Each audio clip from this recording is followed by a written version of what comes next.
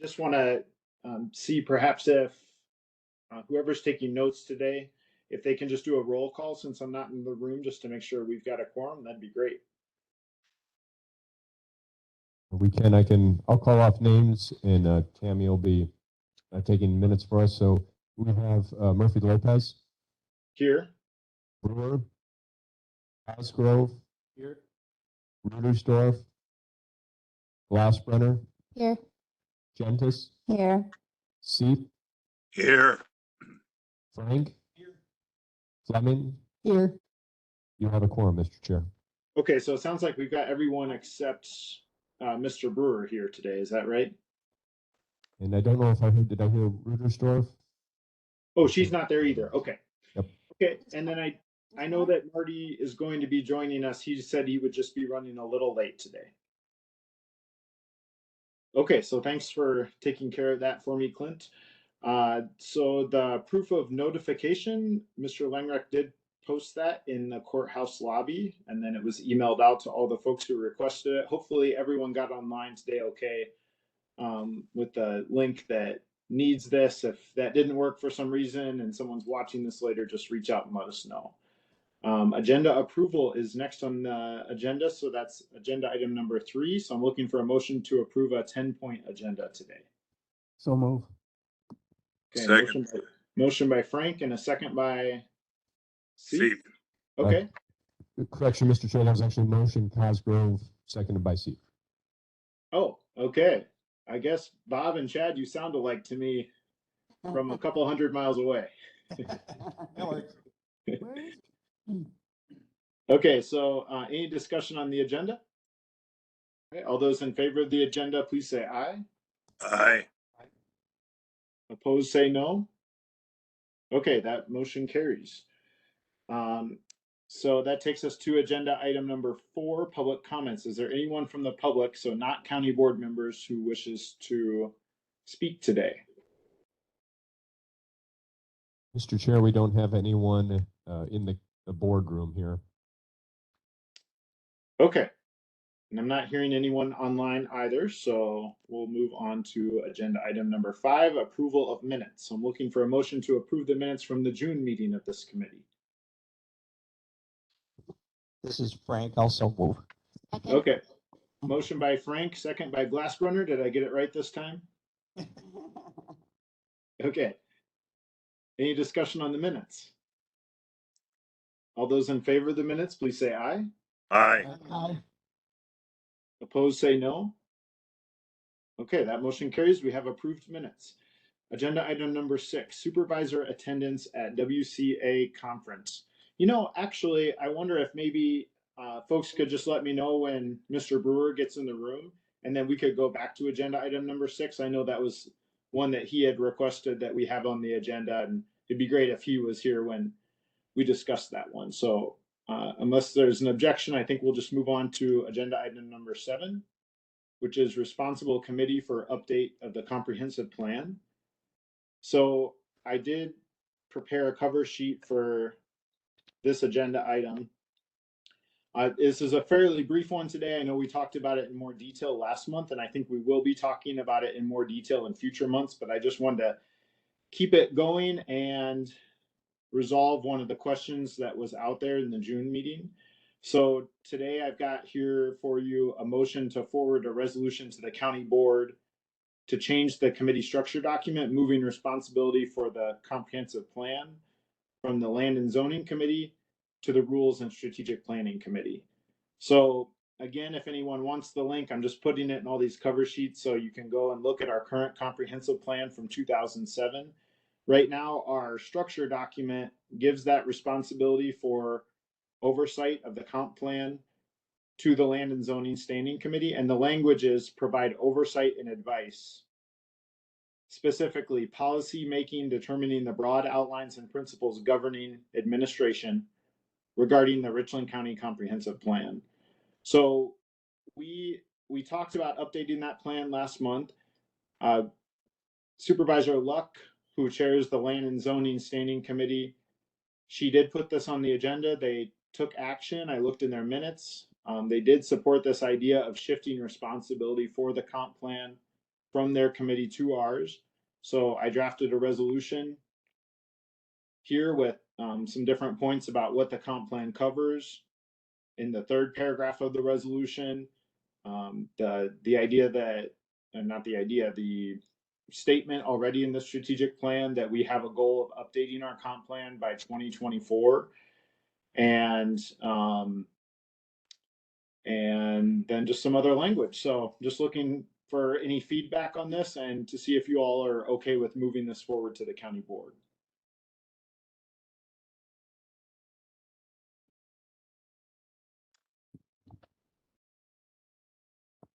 I think it looks good. Thank you for putting that together. Sure. I'll second Ingrid's motion. Chapter. Okay. I guess that was my motion. Okay. That was a motion by Glassbrenner and a second by Cosgrove, I believe. Any further discussion on this motion? I have a question, Mr. Chairman. Go ahead. Do we have any input from land and zoning with respect to it being transferred to rules? Yes, so they took action at their June 6th meeting to support shifting that responsibility. It's in the minutes of their land and zoning committee meeting from June that they approved this shift. They will still be dealing with questions of land use that are in the comprehensive plan, I presume?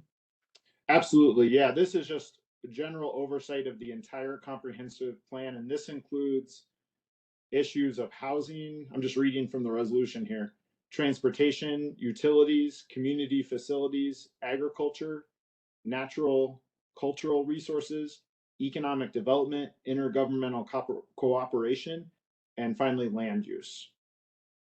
So they still retain their responsibilities of carrying out the land use goals that are in the comp plan. That doesn't change, just like it doesn't change that the Public Works Committee oversees the transportation goals from the comp plan. What we're doing here is we're moving responsibility for the entire comp plan, which is the umbrella that covers all county services, to this committee from the Land and Zoning Committee. And thank you, Mr. Chairman. No problem. It's a good question. Chair, this is Frank. So my other question is, I did send you that document a while back. The land use plan required by the state will still be done by them. We're just covering the comprehensive plan project then, correct? That's correct. Yeah, any department that's responsible for any plan that either goes to the state, I think most of them go to the state, but some of them are federally related, they still retain control over those sub plans. The comprehensive plan is, again, just an umbrella plan. So another example would be like the Parks Committee. They're still responsible for the outdoor recreation plan. We don't take responsibility of that, but it's a component of the comp plan under natural and cultural resources. Thank you. No problem. Yeah.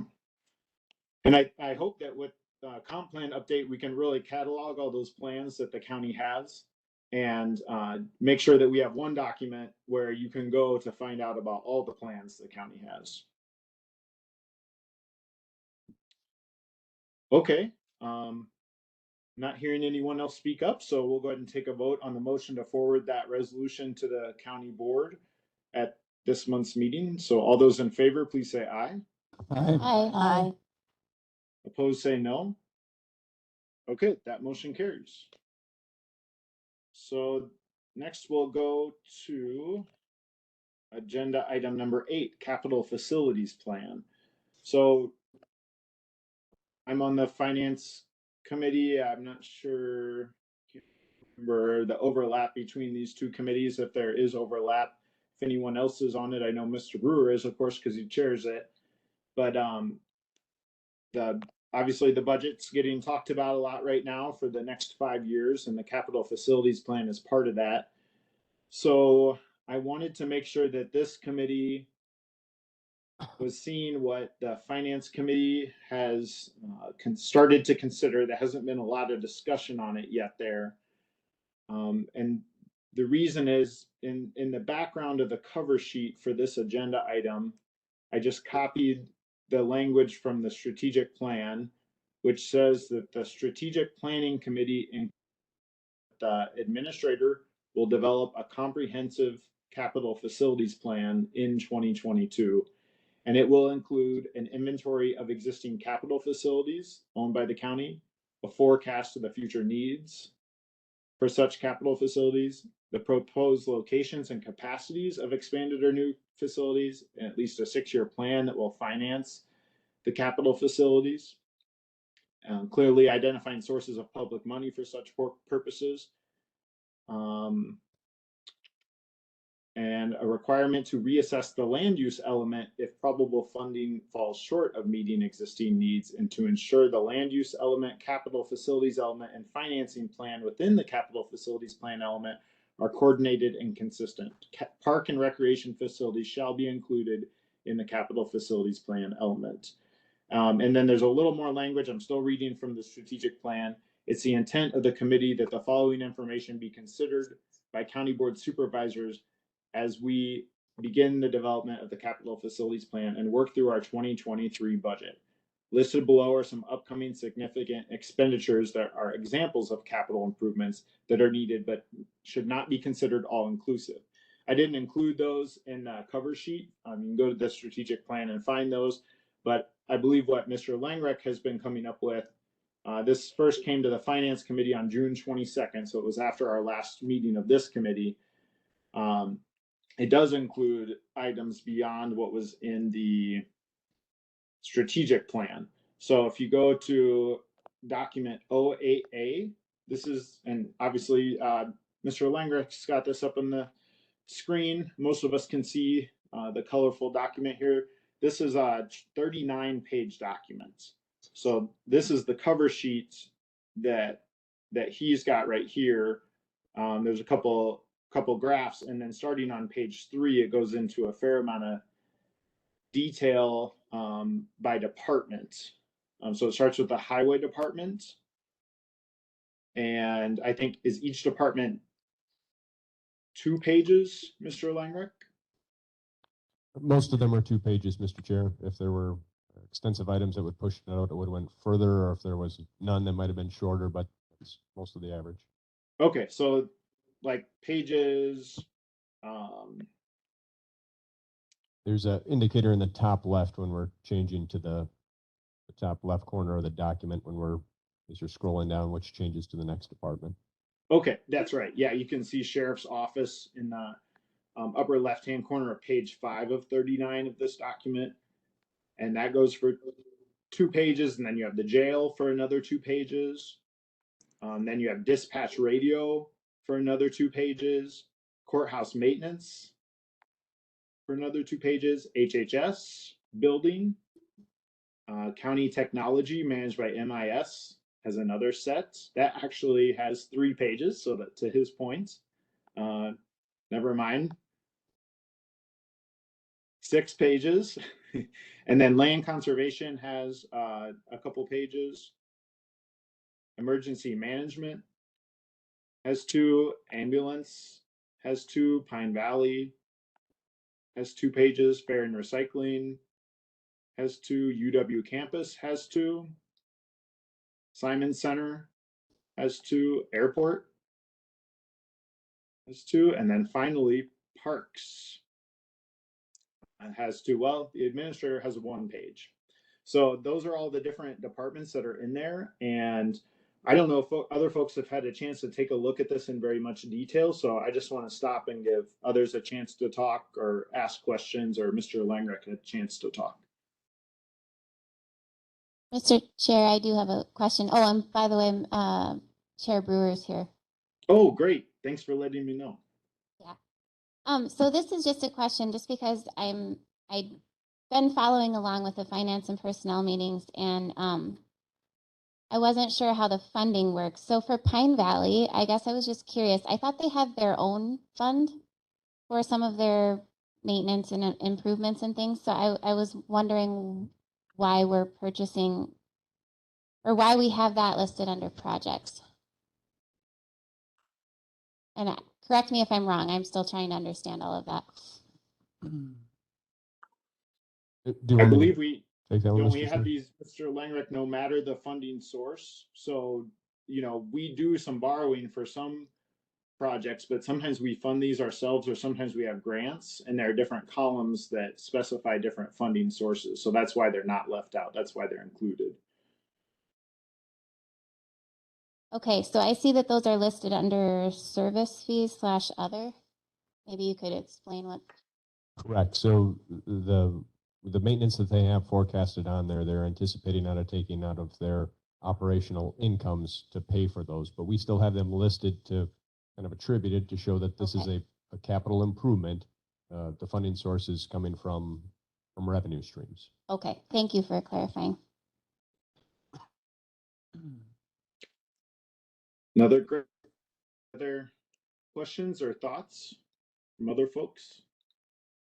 Yeah, and well, this is Supervisor Frank. I'm looking under jail. If I can get back to it here. The jail shower painting. I see it's under the debt fund. Would that be something that could come out of jail assessment and therefore not be under the debt fund? Would have to further inquiry. Right now it's queued as a general obligation short-term note project.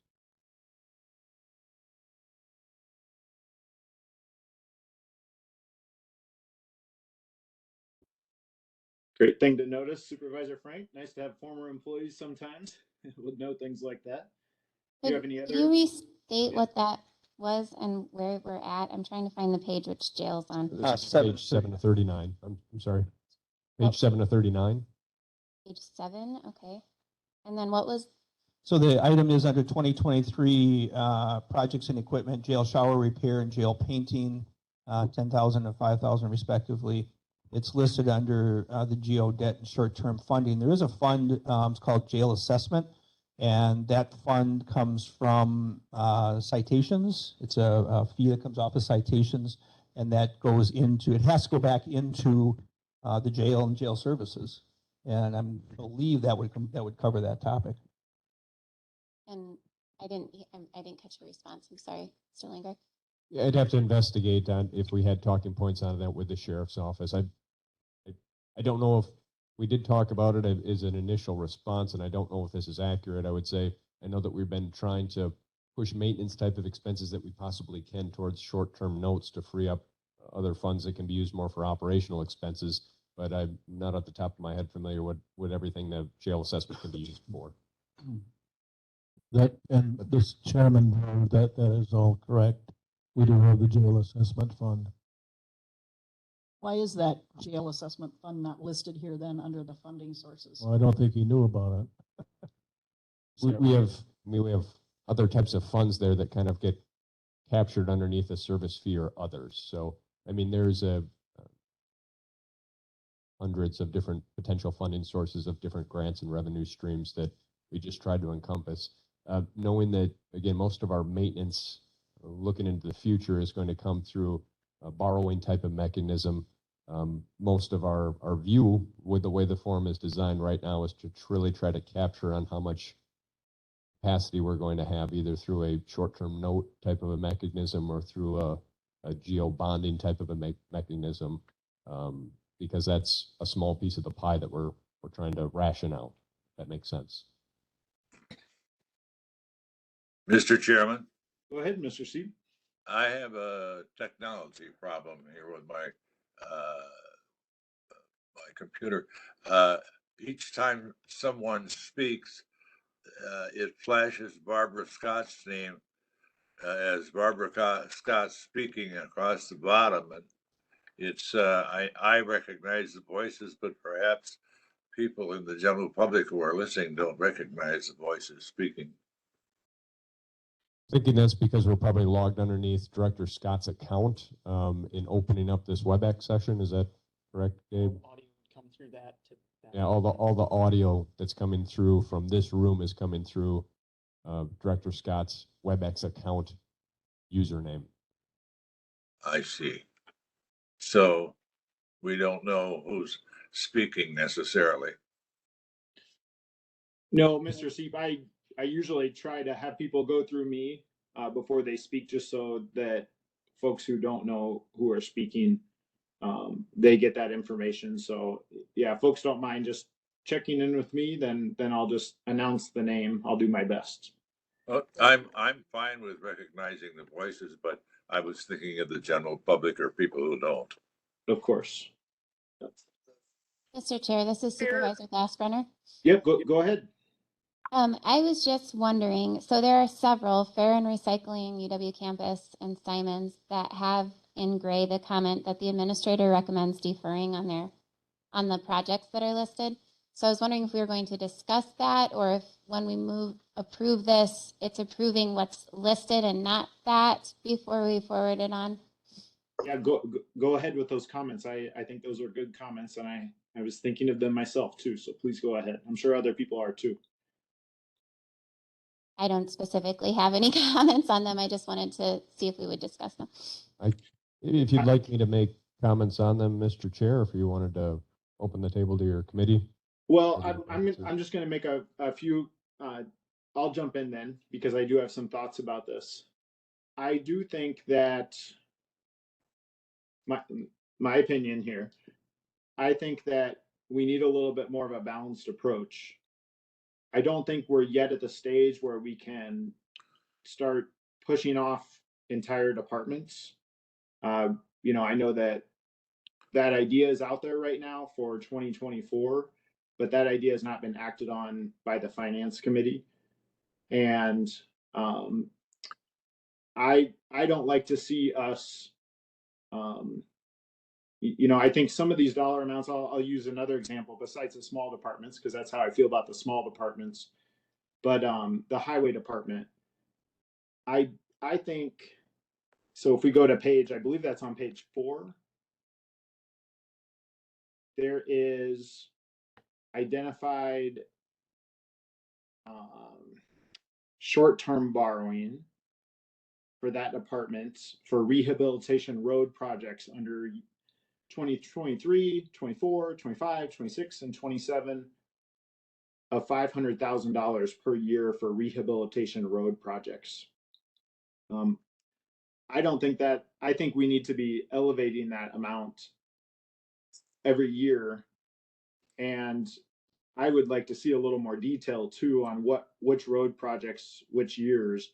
And I know that oil prices change. I know they're dropping right now. Who knows what's going to be happening with the cost of repaving roads. But I do think we do need to see a list of road projects in priority order, at least, and an estimate of which road projects would happen in which years. So I think we need a little bit more, and this is a little bit more of a finance committee thing as far as dollar amounts, but I mean, we are tasked as a strategic planning committee with coming up with this capital facilities plan along with the administrator. I think we just need to be thinking a little bit more expansively. I think it's okay for that short-term borrowing to go up a little bit with inflation each year, so that we can keep up with these highway projects. I think we've just got way too big of a backlog, also with the highway. So I just hope that we can see a little bit more of a balanced approach, maybe take some projects off of some areas, not do so many projects in some departments, and get some of those parks and campus things and other small departments back on here. So I'm sure I've given people some stuff to react to now, so feel free to speak up.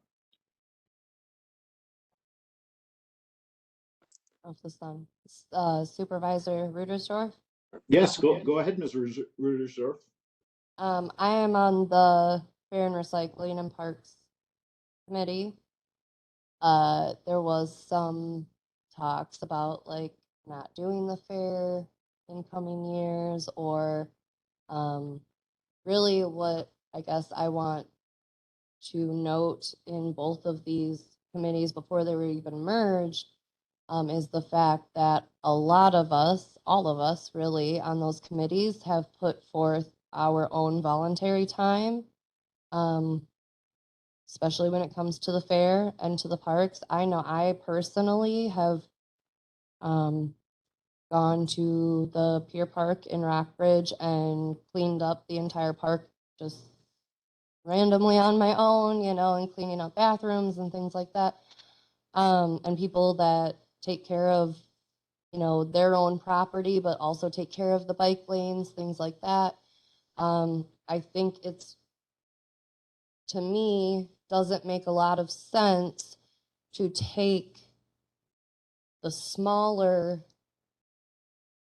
projects and amounts that really aren't costing us as much instead of maybe taking a little from, say, Health and Human Services so that they don't get a raise every single year, you know, or I guess I don't know what all the other departments are doing, but it seems like we are very cost efficient in the departments that I am in. And so it seems like if we are going to make, I know this isn't finance really, but if we are going to make these budget cuts, it seems to me that cutting off, if you look at it as like a pie chart, like we had seen before previously, cutting off a sliver of that pie chart isn't going to get us through the next 10 years. That's just my comment. Sorry. Thank you. Thank you Mr. for, Chairman, yep, hold on just a minute here. So, and I just want to clarify that under this agenda item, what we're talking about is we're talking about capital funding. And so, you know, when Ms. Rudersdorf was talking, I went to the Fair and Recycling page just to remind myself of the detail that was in here. And the Fair and Recycling Department did recommend, or did, I think I should say submit $35,000 worth of projects for capital expenditures in 2023. And then there's a note on the right side saying that the administrator recommends deferring those projects. So all we're doing here is moving around money with capital projects. So when we talk about HHS, all we can really talk about is HHS, what their capital projects are. We can't talk about the operating side when we're talking about this document because we're just moving around figures for capital funding, or we're increasing revenues for capital funding. We're not getting into the operating side, and that is more the business of the finance committee. So I just want to make sure that we keep our conversation a little more tightly around this document, and through no fault of anyone, I'm just clarifying here. So Mr. Seat, go ahead. yes, a point of information, mostly in concurrence with your remarks. The issues addressed by Ms. Rudolph, part of the process here, as I understand it, is that if these recommendations go forward to the county board then will review, consider those recommendations, and then enter the process of referring these issues to the various standing committees. So that is the place where the discussions like the ones of Ms. Rudersdorf should take place, and then those people in those various standing committees will eventually come back to the administrator and the county board with their recommendations, whether modified or affirmed as presented. So part of this conversation here should be, as a matter of order, should be referred to that later date when they are referred to those standing committees. Am I correct? I don't believe you're entirely correct. So where I would alter this a little is, or your comments a little is, with our reorganization, we have one representative on this committee from each of those other standing committees. And part of each person's job on the Rules and Strategic Planning Committee is to represent the interests of those other standing committees, to take information back and forth. I don't think this capital facilities plan is going to each standing committee. I think the capital facilities plan, the strategic plan tasks us with working with the administrator to approve a capital facilities plan for 2023. Now, if within I this, wasn't referring to the capital facilities plan. oh, well, that's the agenda item we're on. What were you referring to? However, Ms. Rutter's storage conversation was more toward operational changes. That's why I want it. Oh, I see. Yeah, those operational things. Yes, that is. You're right. That potentially would go back to those standing committees if the finance committee passes those resolutions that are in draft form right now. Yeah. My apologies. I understand what you're saying now. So, I noticed that staff has come forward. Two or three staff members came forward to finance and personnel prior to their own committees having. But Mr. C, let's keep it on capital facilities. Let's not stray All right. too far here. Thank you. Okay. Any other? Yeah. Other comments on the capital? Supervisor Murphy Lopez, I have a question, and you always Go say ahead, ask Ms. these Davis. simple questions. I remember you said that on finance. Yeah, go ahead. Yes, please ask it. Okay, when I reviewed all this last night, I was like, okay, to me, this belongs in finance. So the reason it's on here is because we're going to do the strategic plan and we have to know about this. Is that correct? The strategic plan gives us the responsibility of working with the administrator to develop a capital facilities plan. That's why it's here. Another piece that was moved from the finance committee to the rules committee, rules and strategic planning committee in the reorganization was proper coordination between various departments at the county to make sure that there's proper coordination to ensure efficiency and that things are operating well. So there's two pieces that give us this responsibility. That ultimately, though, the finance committee, they're going to be recommending dollar amounts for the capital facilities plan. That's my understanding. And if I have any of this wrong, please jump in and correct me. Mr. Chair, this is Supervisor Glassbrenner. May I ask a question? Go ahead. So this might be more for Administrator Langrecht, but am I under the correct assumption that this plan was prepared in coordination with a preliminary plan that you presented to finance and personnel? And does that include deferring the ones that you have the notes to defer? Kind of two parts there, if I can break it down. So, Okay.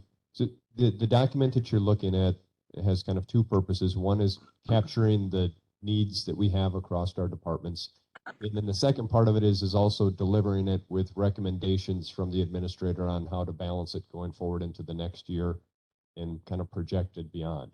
I guess I'd kind of like to bring up the comments kind of on 2 points. This document is not established right now as like a policy more so than it is a guide. It's, to keep this committee kind of focused in the same conversation I'll be having with finance and personnel to keep them kind of focused on the tools at hand on an annual basis really kind of comes down to adopting that budget annually and then adapting resolutions to borrow. The frameworks on a capital improvement plan and on even like the trajectory kind of we're trying to forecast in the future our different expenses.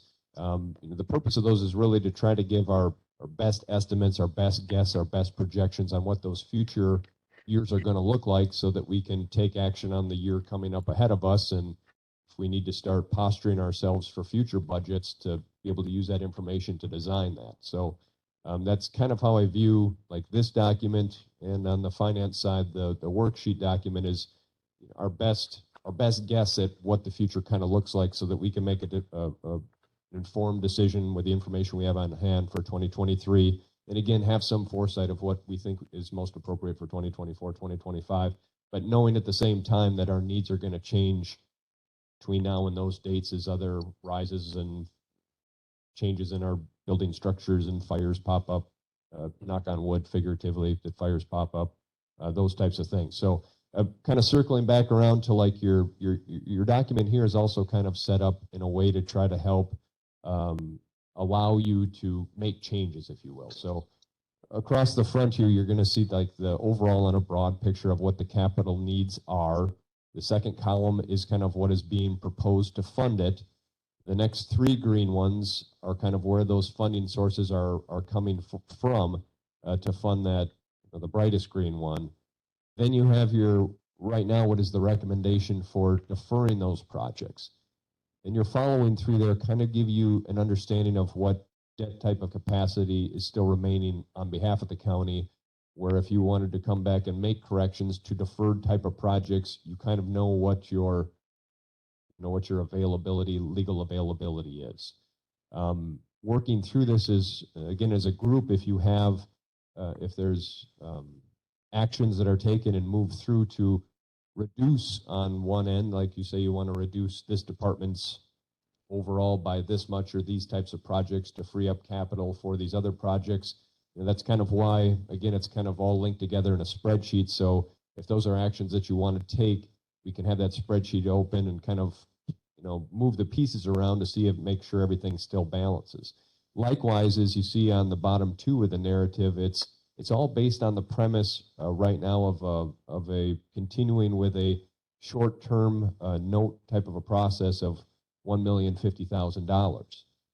You have options to, again, reduce that, or if you want, you can potentially recommend to the board to increase that. Now, you do have to keep in mind, though, too, that on an annual type of a basis, that $1,050,000 is not guaranteed. It requires a 3/4 vote by the county board to even make any of these projections, which are up here, work. So I don't know if that kind of sets maybe a little bit more context to the. Yeah, I guess that's kind of what I was getting at. I assumed, which if I had interpreted this correctly, I would have seen that. But this is assuming that you're deferring some of those ones that you had recommended for deferring, correct? Because it says deferred and, okay. Yep. So that was my question, because if we start playing around with that, then there's a lot of moving pieces we would have to adjust, correct? Yes, the limit of how much you want to move around with $1 million pie, depending on the scope of the projects, it can be very few pieces, especially like what's currently drafted up here with half of that pie, essentially kind of going to a highway.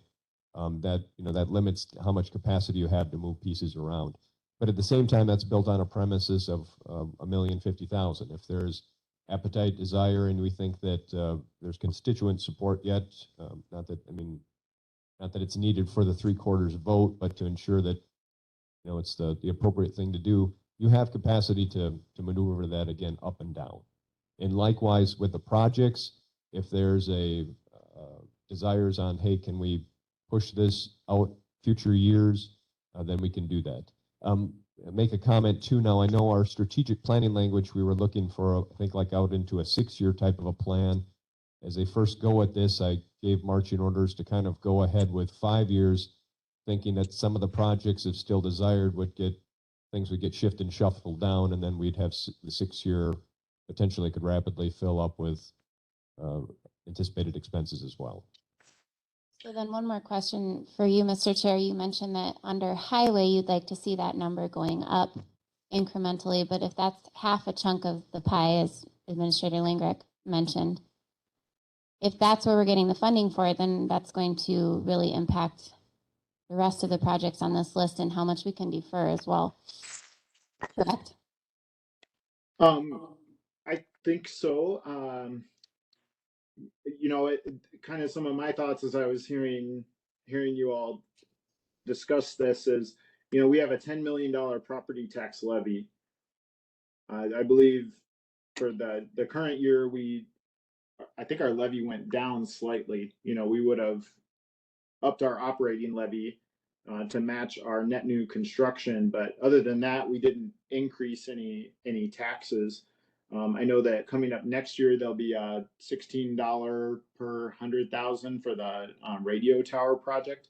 I don't know what percent that changes our property taxes. I don't think it changes it very much. I don't know if it goes up 1% or, and in my mind, I think, some rate of inflation for property taxes is, I think, reasonable. I mean, we have to keep up with all these things. We have not, even though all these smaller departments are being discussed as being let go right now, that the county board nor any committee has taken any action to that effect.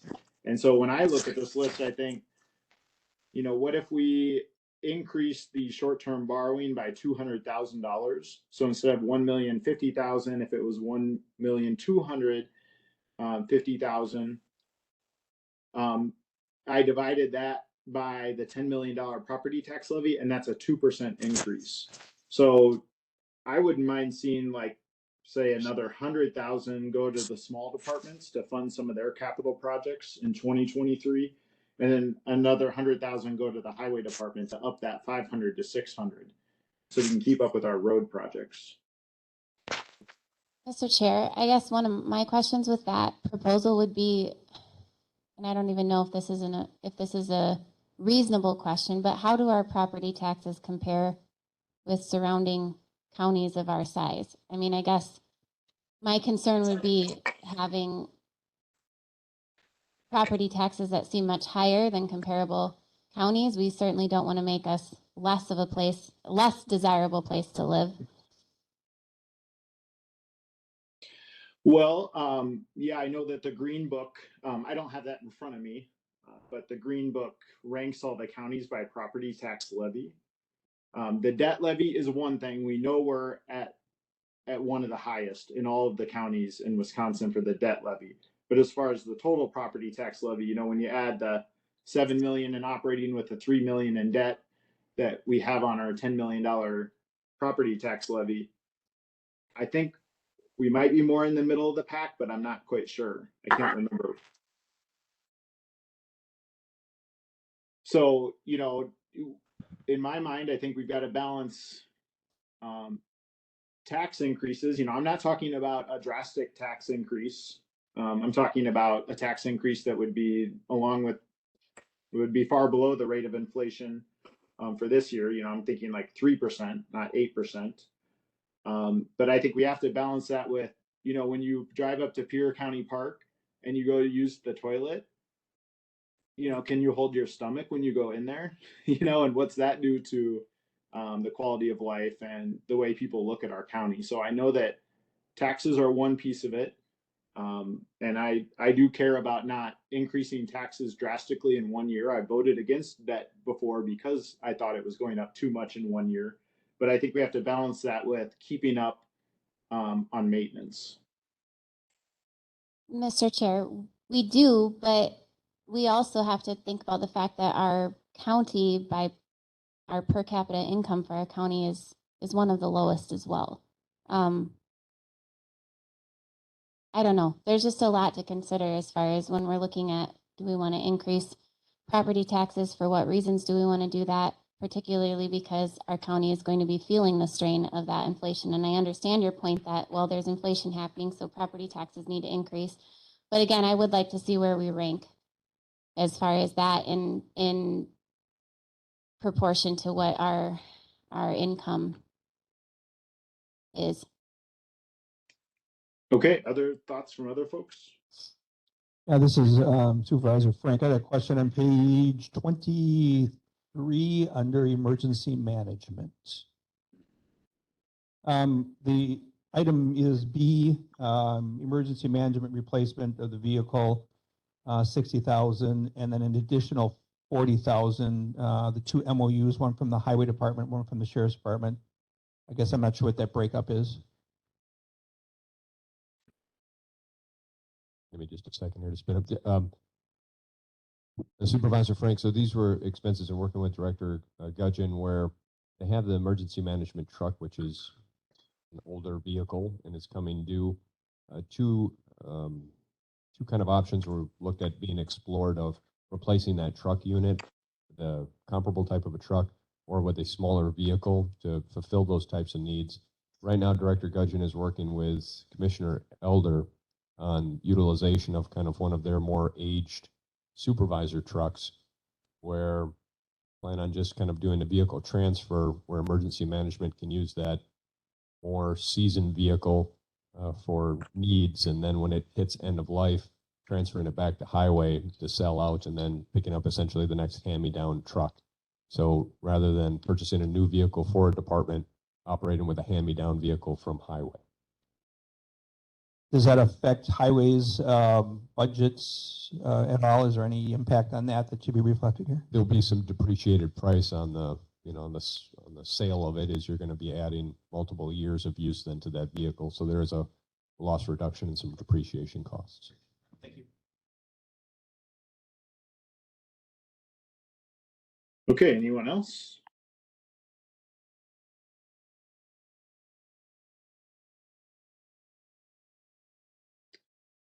So I think we need to decide as a committee, do we want to postpone taking any action on the contents of this, or would we like to take some action either today, and I guess postponing it would be into August, to think through, give us some time to think through any changes we would want to make. I think if we make no comment, I'm pretty sure this is just going to go forward as is, and then the finance committee would ultimately make recommendations to the county board about this plan. So I'm curious to know what folks would like to do.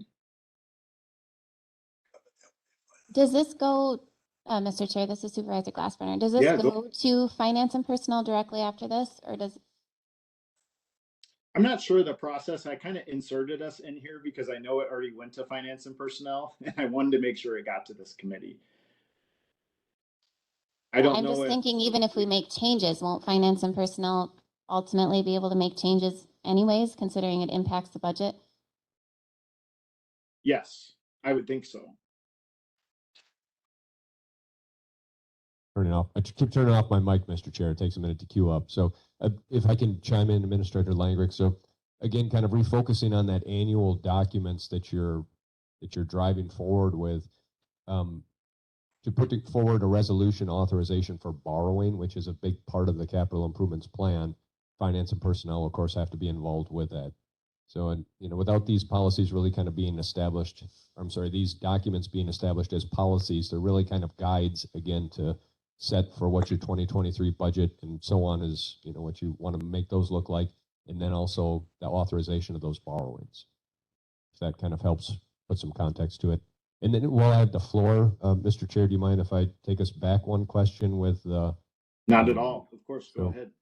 Let me share with everybody, and then we'll also get this on the document is here as well. So if you go to the Wisconsin Counties Association and you go to their publications, there we go. They have what's called the Green Book. I think a couple of you might be familiar with this. They have a nice link now where you can select the county that you want to inquiry right from the main, from the website. And then it'll open up specific to Richland County. And that kind of gives you then a breakdown of the different demographics and some of the features, including kind of the rankings underneath finance on where the county is in context of property tax rates and county sales tax rates and general obligation. And then some of the other, again, some of those per capita type of questions as well. If that, Mr. Langbeck, can you go back to that page right there, and then can you click on the link to the 4th edition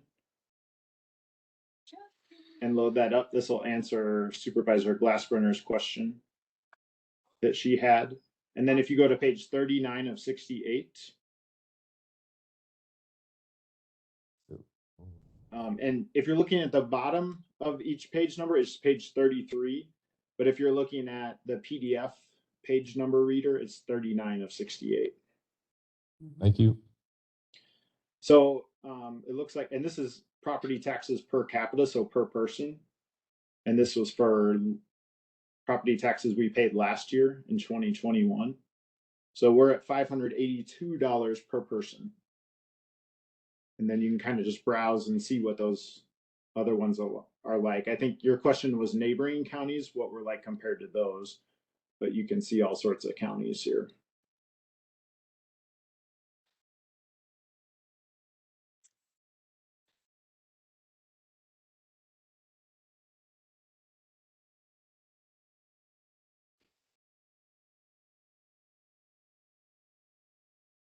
Okay, so any other Any reactions to that or any other thoughts on this?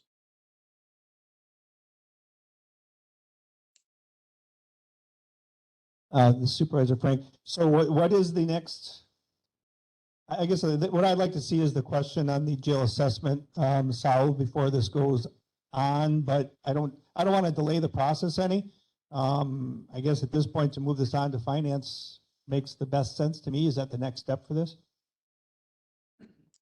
Well, you know, I know Mr. Langrick will have an opinion about that too, but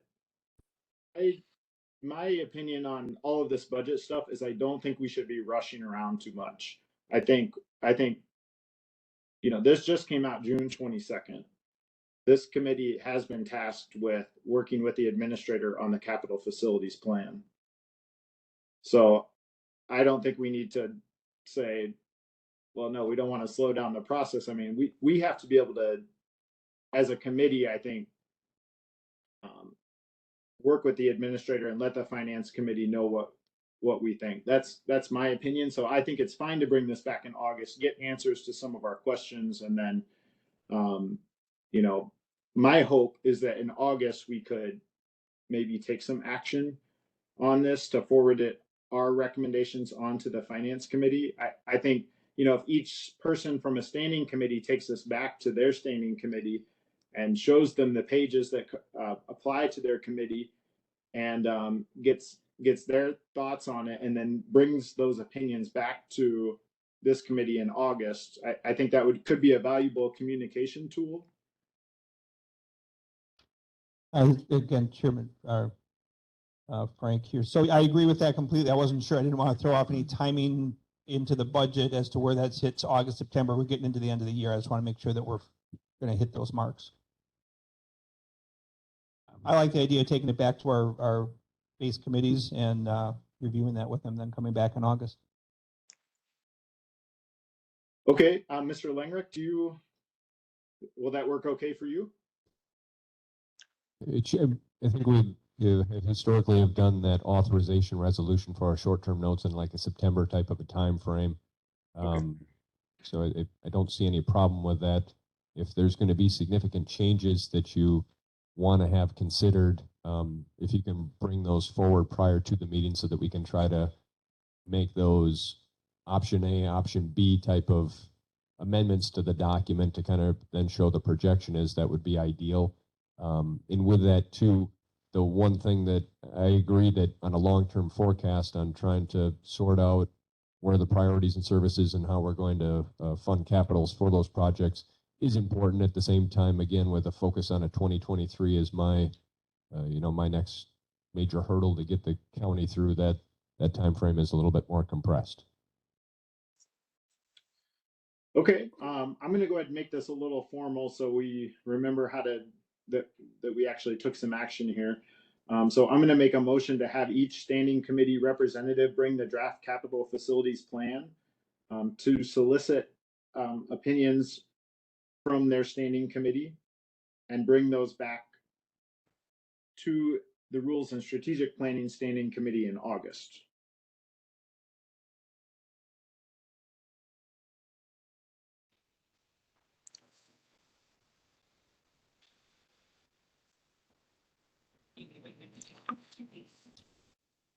Was that you making a motion, Mr. Chair? I did. I made a motion. If anyone wants to second it. I can second that.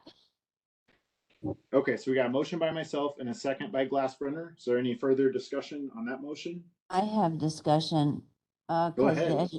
the education committee meets next Monday. We've got the agenda set. We need to change the agenda to get this on. But, the complication is a lot of people at our meeting don't get this web page like this. And I was wondering if we can have just if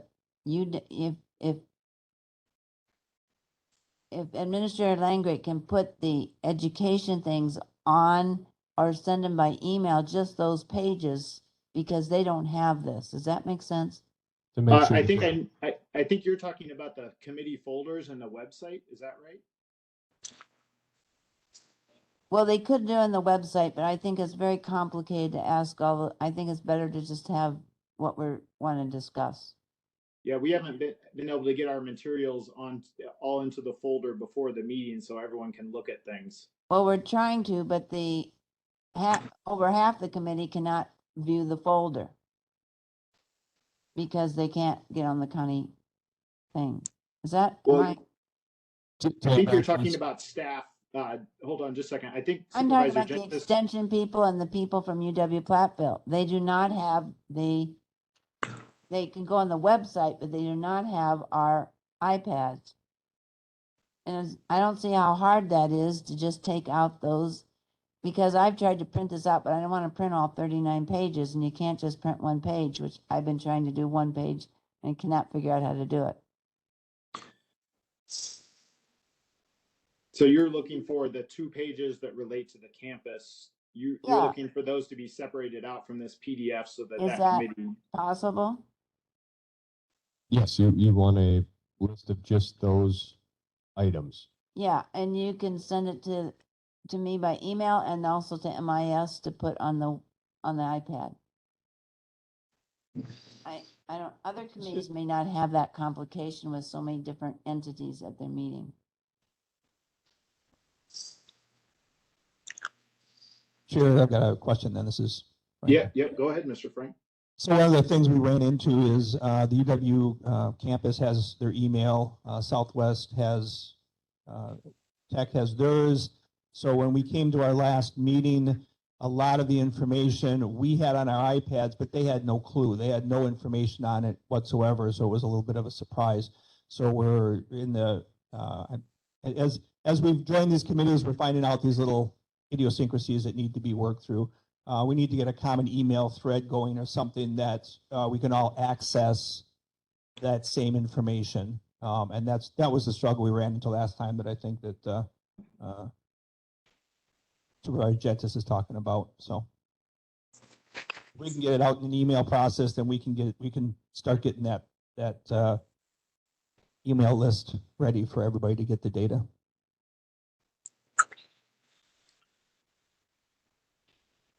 Okay, any other the motion? Okay, all those in favor of the motion, please say aye. Aye. Opposed, say no.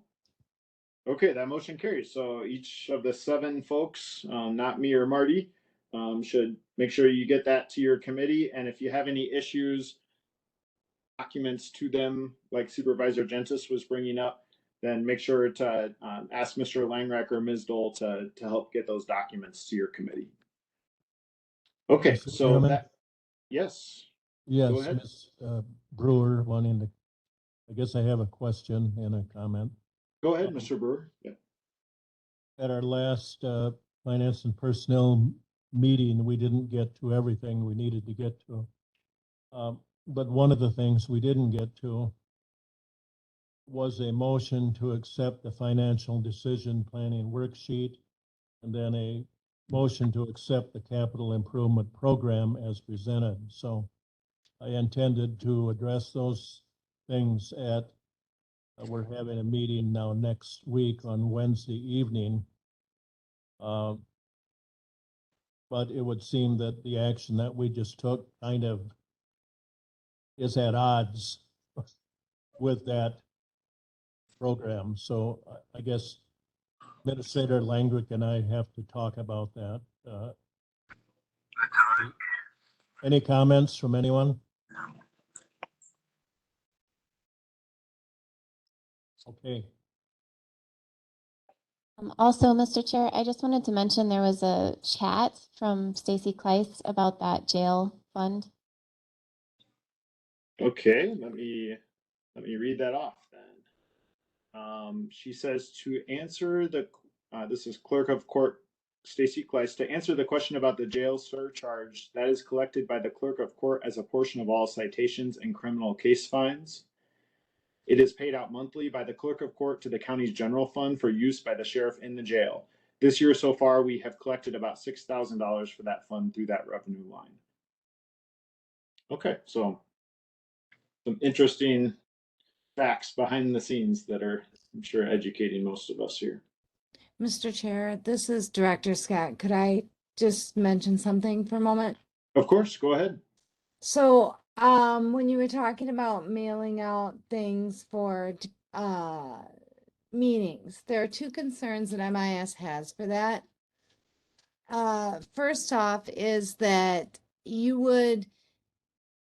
get updates for meetings literally probably 8 to 10 times for each meeting. And if we do this, it's going to be very confusing for employees because they're not going to have the most recent document. People are going to be looking at different versions of the same document. That's one of the reasons that we went to the iPads and we went to the website, was so that the one that you were looking at was the same one. Because when you're going through your email and there are 4 copies of the same document, but they've been updated, you're not sure which one you're looking at. And that was causing a problem. But with that said, the July 11th meeting for the Education Committee, there was no packet directed to MIS to upload. So I think what I'd like to do with this issue is I'd like to work with Supervisor Gentis offline out of this meeting to figure out how we can get all the materials ready for that committee. I think if we can come up with something kind of similar, how we do it for finance and for rules, that would follow what you're saying, Ms. Scott. So I'll work with her offline. Can I and just we'll see. quickly answer that? There was no packet with it this time. There was last time, but there was none. Right, just we had didn't it. get one is what we're saying, that the We just got the process agenda. yeah, the process needed to be refined. No, there was only the agenda. Okay, let's handle this offline. We need to keep moving on here. So I think we do need to work on it, but let's handle it elsewhere. Okay, so getting back to the agenda. So Chair Brewer, we skipped agenda item number 6 so that you could be here so we could talk about this with you. Supervisor attendance at WCA conference. So if folks go to, I've got 2 documents, a cover sheet. It's 06. And I've got here a motion to forward a resolution. I've got a recommended motion to forward a resolution regarding supervisor attendance at the upcoming WCA conference. So last time we talked about this, we discussed other counties handle supervisor attendance at that conference, which is coming up in September. So what I did is I emailed 14 county board chairs and I had 11 respond. I asked them 4 questions, and I don't know if they were all the perfect questions. One of them I was not liking, kicking myself afterward about, but I just went ahead and kept going with it for consistency. So if you go to 06A, there's a spreadsheet there. And so I put all the answers in here. They're mostly verbatim, although sometimes I summarized a little bit. Mostly I got emails. I had a couple county board chairs call me. In some instances, I had the county board chair forward this to their administrator or their clerk and either got confirmation from them or got an answer from that person. So just so you know who the answers were coming from. So the third column, so it's organized by population. So the smallest population county was Price County, 13,000 people. And then the biggest population was Sauk County, 64,000. I mostly tried to stay in our population grouping, but then I added Vernon, Grant, and Sauk since they also touch Richland County, and I thought it'd be interesting to hear from those counties. So if you look at the third column in the spreadsheet, it says how many county board supervisors usually attend the conference. And this varied quite a bit, although, and I haven't calculated this because I had answers coming in as of yesterday and I'm out of town on a road trip with my mom. And so I didn't spend a lot of time analyzing this, but it looked to me that roughly about a quarter of all the supervisors from each county typically attended the conference. I know that Chair Brewer mentioned that Grant County, all of the supervisors come. I did get in touch with Keeney down in Grant County. He did not answer that question. He answered all the other questions for us here. So I tried to put how many supervisors were in each county, so you could see, because everyone has different county. Most counties have different board sizes. I missed Iowa County, but I believe they have 21 county board members as well. So about a quarter of their supervisors go. I asked, does the county pay the registration fee, lodging, meals, mileage, and/or per diem? And most all of them paid those. An exception was Green Lake County. They pay everything except per diem. Another exception was Grant County, which is one of our neighbors, of course. They pay registration, lodging, and mileage. They don't pay for meals or per diem. He might have not included meals because we probably, of course, won't be. They provide all the meals at the conference anyway. I started to ask a few of them, well, what's your per diem? Everyone's got a higher per diem than us. So they were, I see one that says $75, one is $100. Washera County, they do 75 a day, 50 for a half a day. So they do something specifically for conferences. Our county board rules say we pay a per diem, but we don't specify. So I think the assumption is it's like a county board meeting, but we've never clarified that, and maybe we need to clarify that. The third question I asked, which is in the fifth column, is does the county budget separate CA conference, or is it wrapped into a larger budget line item in the county for the county board? And I don't know, that question's a little complicated. Budgets are complicated. Most said they wrapped into larger budget. The question I didn't like that I asked. But there were some county board chairs that knew a lot of. There was one I think who knew a lot of detail. Yes, we have a separate line. Another one said they wrapped it into cultural stuff, and they were talking about the state budget. So it wasn't a great question. So.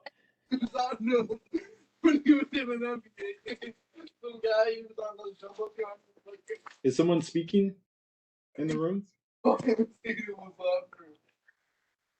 Sounds like someone has their mic on. Okay, someone who's joining us must have their mic on. So if you're on your phone, if you could just hit your mute button, or *6 if you don't have a mute button on your phone.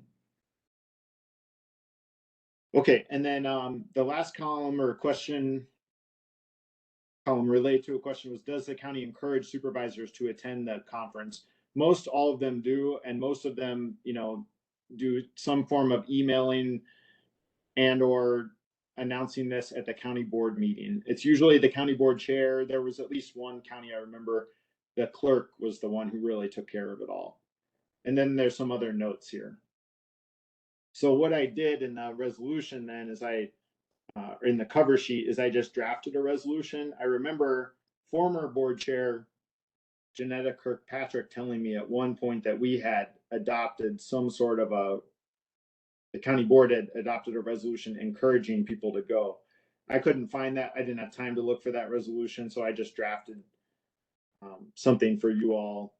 I think it would kind of facilitate the process of Mr. Brewer, I think, announcing this at the county board meeting. So that's why I did it. And I put in some details about deadlines in here because I think it's important to note that the rates go up from $175 to $220 for veteran county board members on August 6th. So if we're going to take advantage of that and not spend extra money we don't need to be spending, we would need to let Clerk Kalish know that who wants to attend. And I put by the end of the month so that he's got a little time to enter all the registration information.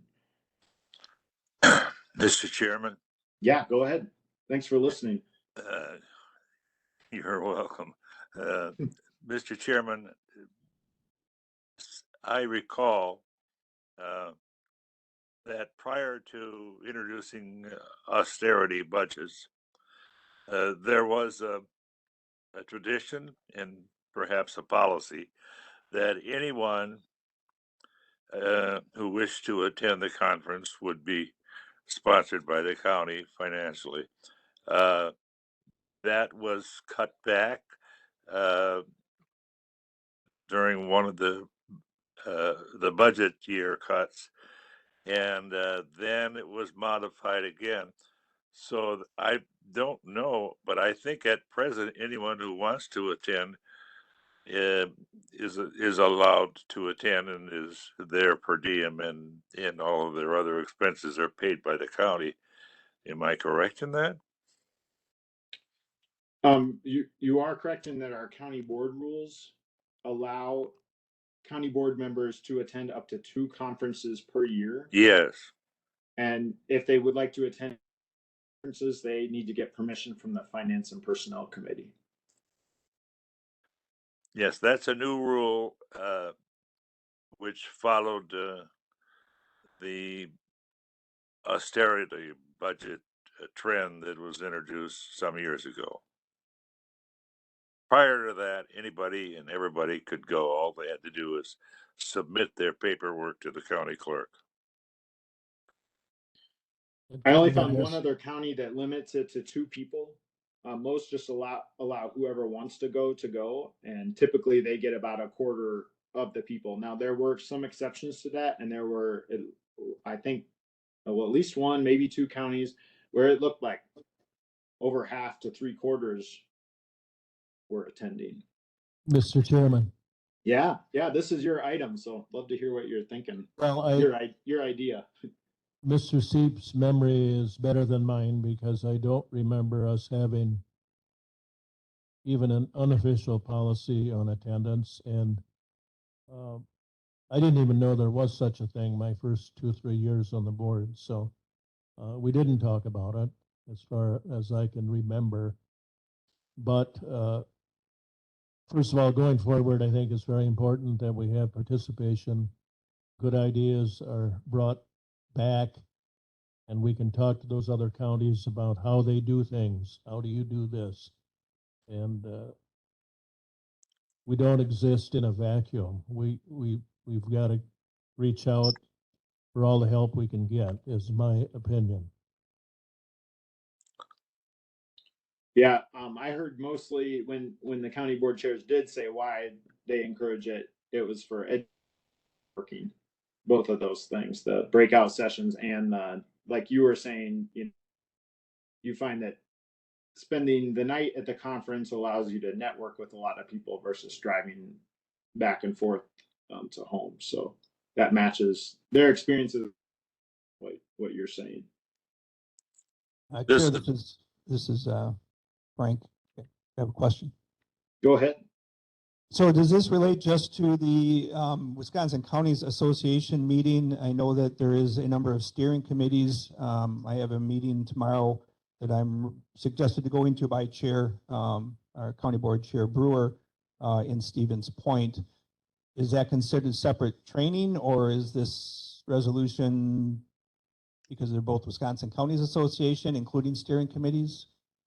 So this is what I researched was just the conference, and this agenda item is just about the conference. I've wondered the same thing, and that's something we could put on a future agenda to sort that out.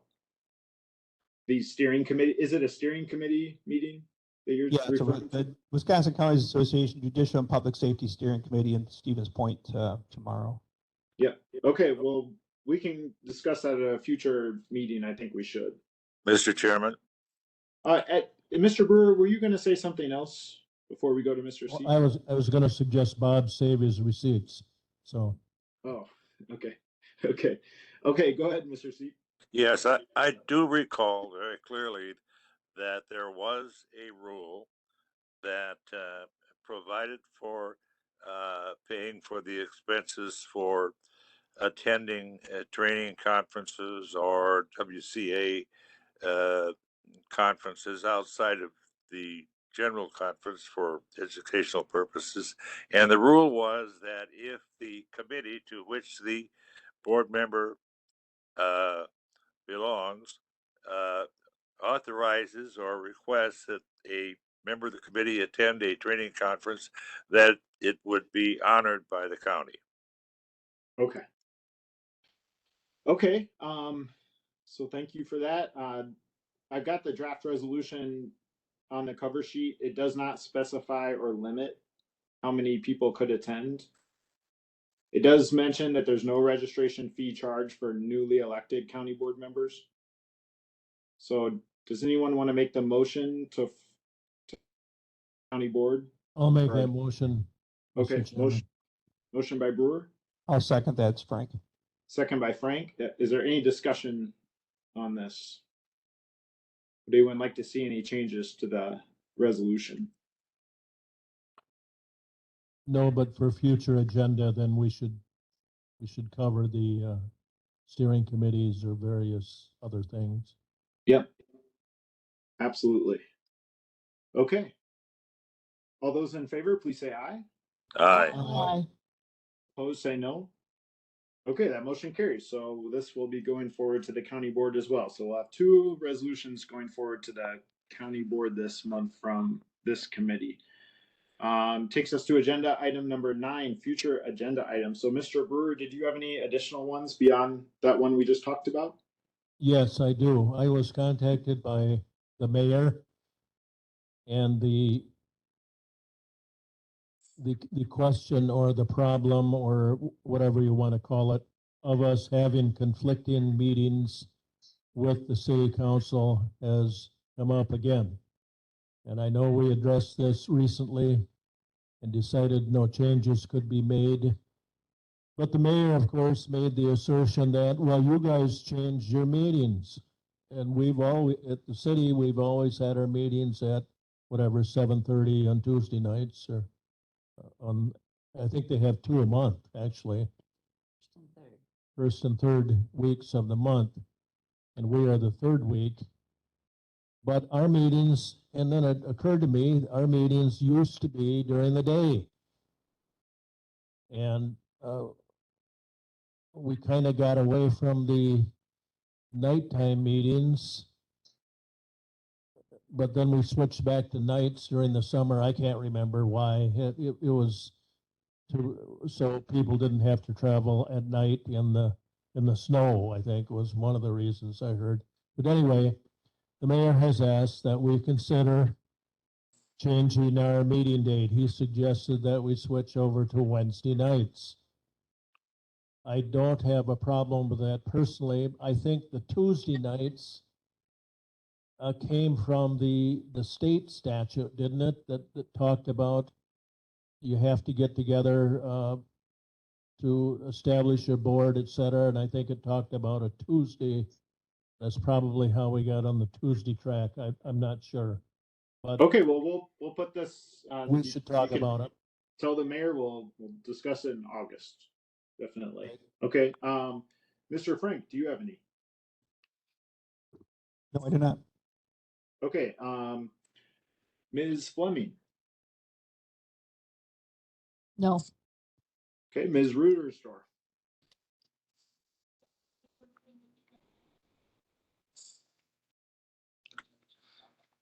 Do you have any, Ms. Rudersdorf? No.